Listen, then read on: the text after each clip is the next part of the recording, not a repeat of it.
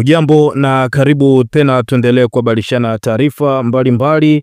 Pasina shaka upo salama kabisa. Ni wakati mwingine tena tunakutana hapa, tuendelee kubadilishana taarifa mbalimbali. Tamko la Rais wa Jamhuri ya Muungano wa Tanzania akitoa onyo kwa wanaharakati wa nchi jirani kuto kuingilia masuala ya Tanzania hatimaye limemfikia Askofu Mkuu Mwamakula, ambaye ametuma ujumbe mzito kwa Rais Samia Suluhu Hassan kuelezea onyo ambalo rais amelitoa. Rais wa Tanzania Samia Suluhu Hassan ametoa onyo kali kwa wanaharakati kutoka nchi jirani kuacha kuingilia masuala ya ndani ya Tanzania, akisisitiza kuwa taifa la Tanzania haliwezi kuwa shamba la bibi ambapo kila mtu anaingia na kufanya apendavyo.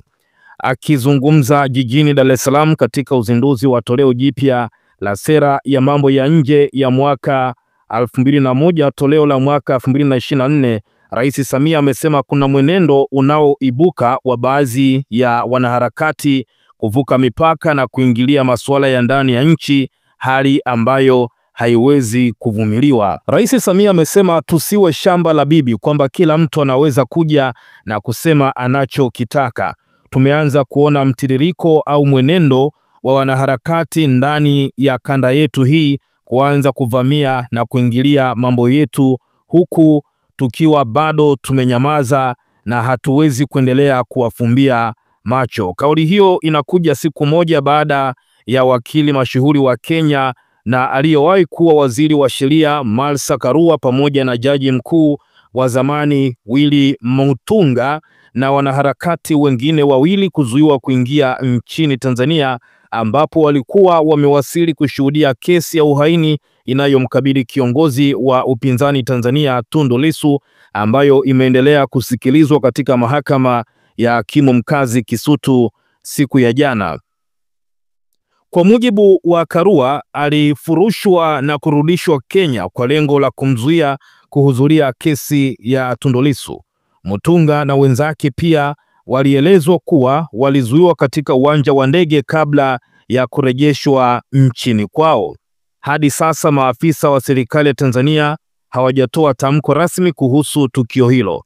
Hata hivyo, kauli ya rais imeonekana kutoa mwelekeo wa msimamo wa serikali juu ya swala hilo.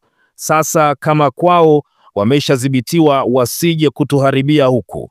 Tusitoe nafasi, walishaharibu kwao, walishavuruga kwao. Nchi iliyobaki haijaharibika, watu wake wako salama na amani na utulivu ni pamoja na hapa kwetu Tanzania, aliongeza Rais Samia.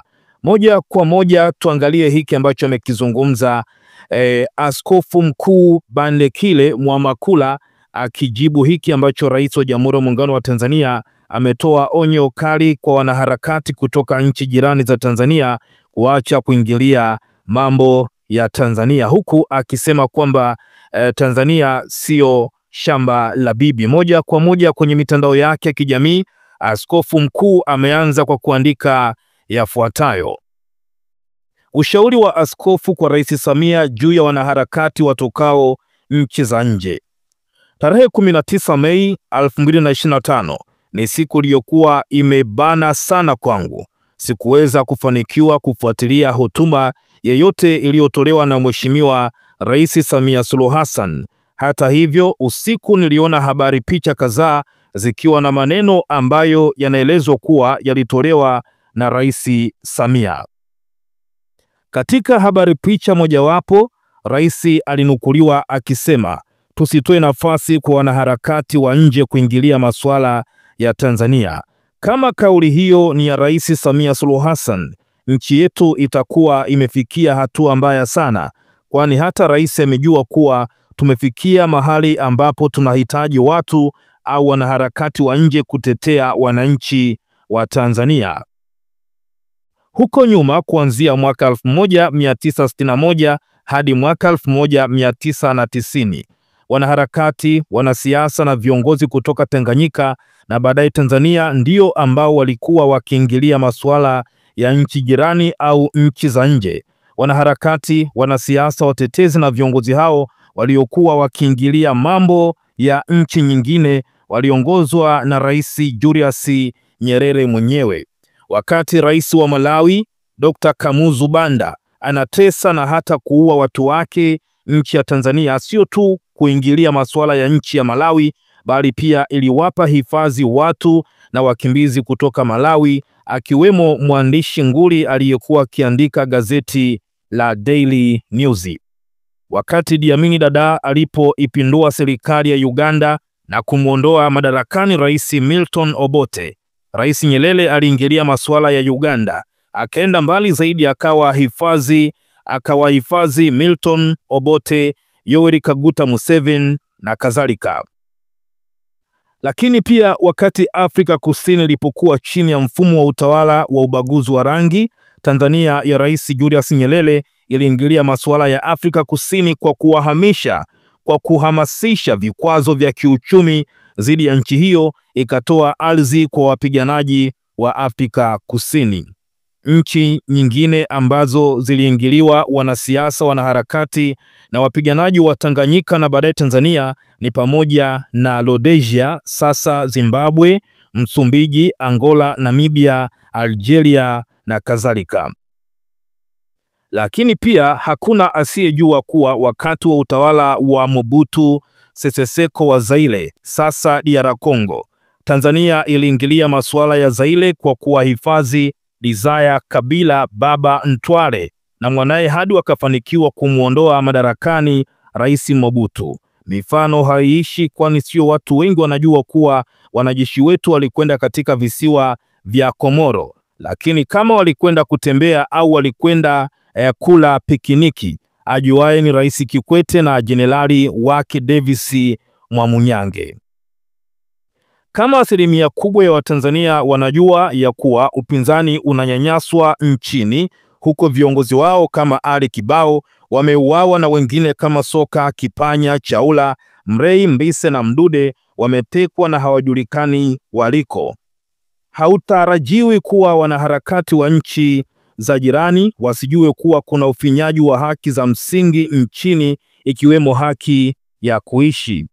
Lissu alipigwa risasi 16 mchana kweupe akiwa katika majengo ya serikali yanayorindwa pia na serikali, lakini hadi sasa hakuna mtu yeyote aliyekamatwa na wala hakuna uchunguzi wao wowote uliofanywa hadi sasa. Lissu amekamatwa na kupewa makosa mazito kabisa duniani ya uhaini ambayo hatima yake ni kunyongwa hadi kufa. Katika mazingira kama hayo, haitarajiwi kuwa wanaharakati kutoka nchi za nje watakaa kimya wasiingilie mambo ya Tanzania. Kama Tanzania ilitia sahihi mikataba ya kimataifa juu ya haki za binadamu, ni lazima itaingiliwa na wanaharakati kutoka nchi za nje. Kama wao, Rais Samia, Chama cha Mapinduzi pamoja na serikali yake wanataka Tanzania isiingiliwe na watu au wanaharakati kutoka nchi za nje, basi wafanye mambo mawili.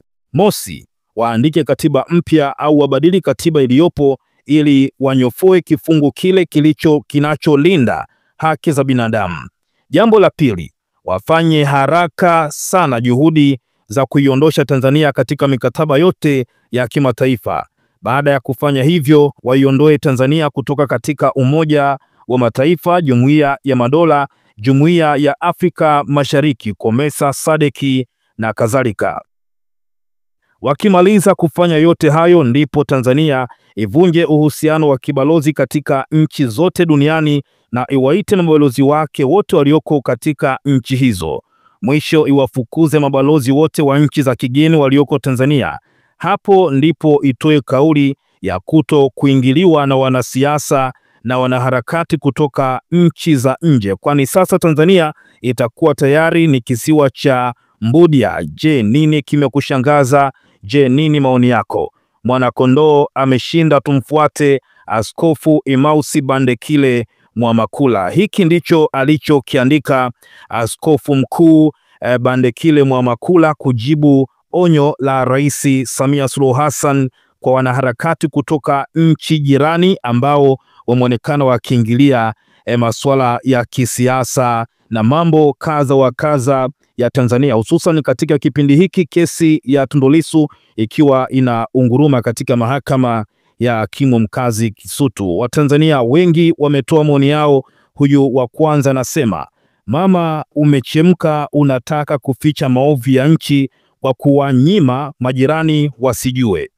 Siku zote jirani mzuri ni yule anayekutetea unapoelemewa. Wakenya wameona Watanzania tunavyoonewa na serikali yetu, kwa hiyo wameamka kutusaidia, na ikiwezekana hata wale Gen Z waletwe washirikiane na wakwetu ili watuokoe Watanzania. Lakini pia mwingine anasema, taifa linatiwa aibu ya karne kwa sasa, tumwachie Mungu tu. Lakini pia mwingine akasema, kabla ya anguko hutangulia kiburi. Lakini pia mwingine anasema, baba askofu zamani, mama akitaka kuchapa watoto vizuri alikuwa kwanza anafunga milango, hata jirani akitaka kuingilia hawezi. Kuna kichapo watoto wameandaliwa, Mungu tunusuru. Lakini pia mwingine akasema, andiko zuri sana hili, natumaini ujumbe utawafikia walengwa. Sisi tuliosoma zamani kidogo tulikuwa mpaka tunaimba nyimbo za ukombozi wa mataifa mengine shule za msingi, ili tufanya tuwe wazalendo zaidi. Kwa hiyo ni ngumu watu waliowatetea halafu wasionyeshe ushirikiano kama kwenu mambo hayaendi sawa. Ndiyo maana mabalozi na wanaharakati mbalimbali wanakuja nchini kuona nini kinachotokea. Lakini pia mwingine anasema, Lissu ni kama nabii, alisema tunakuelekea ni pabaya sana ila tutashinda.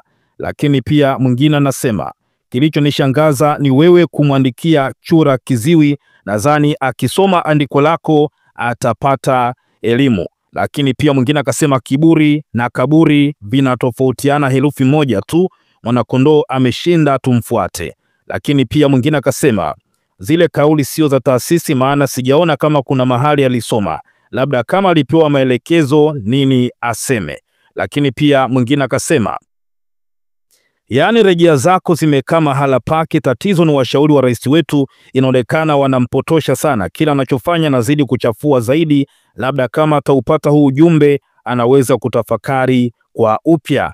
Atakayemwaga damu ya mwanadamu, damu yake huyo itamwagwa na mwanadamu, maana kwa mfano wake Mungu alimfanya mwanadamu.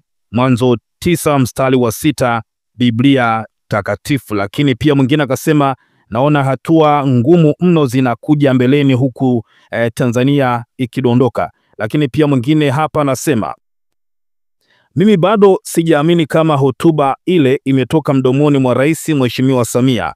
Inashangaza na kushtusha. Kauli hiyo ya rais inaniaminisha kwamba wale wanaharakati pamoja na jaji mkuu mstaafu wa Kenya walizuliwa kwa amri ya rais pale uwanja wa ndege wa Mwalimu Julius Nyerere Dar es Salaam, walipokuwa wamekaa kwa masaa yapatayo 6 na kisha kuamriwa kurejea kwao Kenya.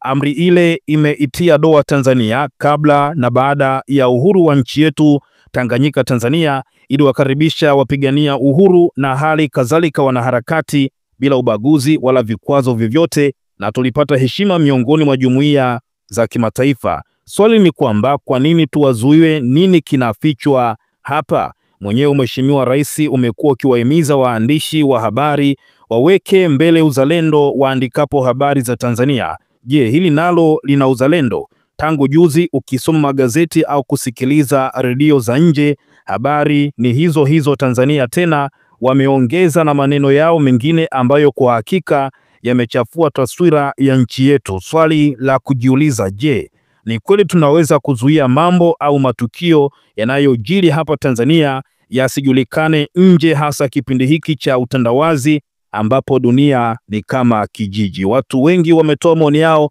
lakini pia tuliache kwako, tuachie maoni yako pia kwa hili andiko la Askofu Mkuu Mwamakula kwa Rais wa Jamhuri ya Muungano wa Tanzania Daktari Samia Suluhu Hassan.